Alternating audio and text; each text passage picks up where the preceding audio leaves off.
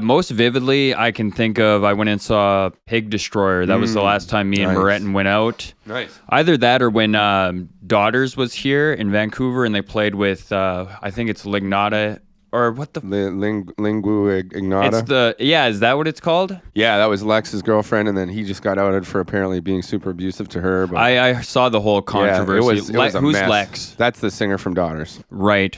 People would say that he was really like a sex addict, like a deranged person. Mm-hmm. So this is kind of something that I've followed really closely because that band's really important to me. I saw them first in 2007 in Toronto when they were opening for Pelican. Okay. At the Mod Club. So like 800 capacity room. And it was the craziest show I've seen in my life. Mm-hmm. Lex was walking around with long black stringy hair and this it was like a white leather suit and like dress shoes that were pointy.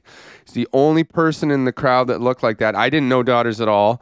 And he's walking around and I see this creepy, like 6'2", skinny, weird looking guy. I'm like, oh man, Toronto's got a weird music scene. Like, who's this guy? Yeah. He goes on stage and he's the singer of Daughters.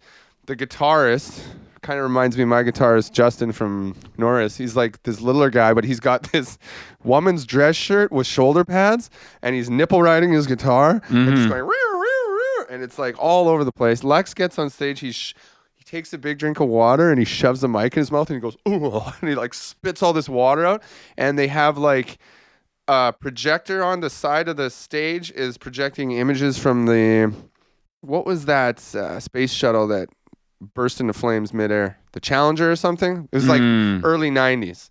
Right. And it was this catastrophic launch that NASA did and everyone was watching and it was just like right before everyone's eyes where all these people died on board. Right. So they're like playing that in the background. They're playing this music I've never heard before. They have a merch design of a t-shirt and it's vaginas with bat wings. Okay. And it's all yellow. It was just the weirdest. And okay, the mosh pit, the show was packed, but it was just two guys in this big circle that was open. Two beefy, roided up dudes in tight black t-shirts beating the shit out of each other.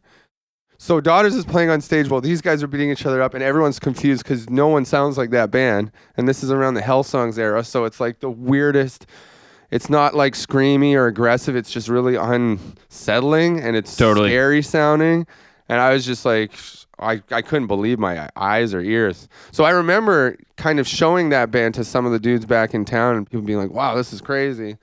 And then they blew up with that last album and then I guess all those allegations came out and I don't know. Yeah, right around the same time, right? Yeah. Well, yeah, the album came out maybe 2 years prior and then this stuff just started going down and I don't know. I have no idea what happened. I talk a little online to the guitarist Nick Sadler. So him and I were going back for the direct messages and he says it's not true. It's not, whatever. I mean, it is what it is. But sorry. So yeah. So it's allegations presently. Yeah, I mean, you want to believe that side, and you know what I mean? Like you want to make sure that you take everything into consideration, but sure, you got to go through the process. So yeah.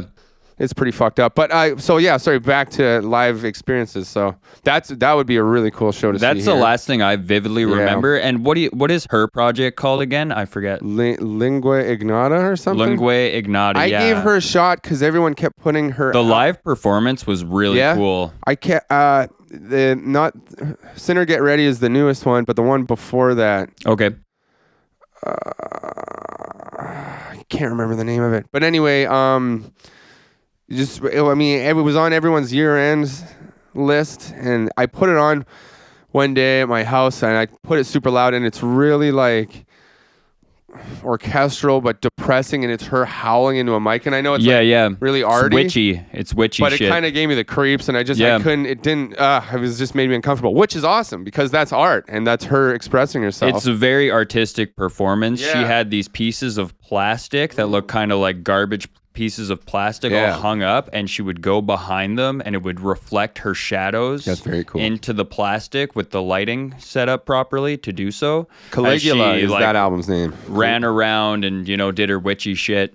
But yeah, that's what it's called. Yeah, no, I just thought it was ghoul. It was ghouly. No, and I love when evil. heavy music does something like that, right? Transformative in a way. I mean, hardcore shows can be fun because you're just blowing off steam and you're crowd surfing and you're screaming into a mic. It's really cool when an artist like her does that. It's more of a performance thing.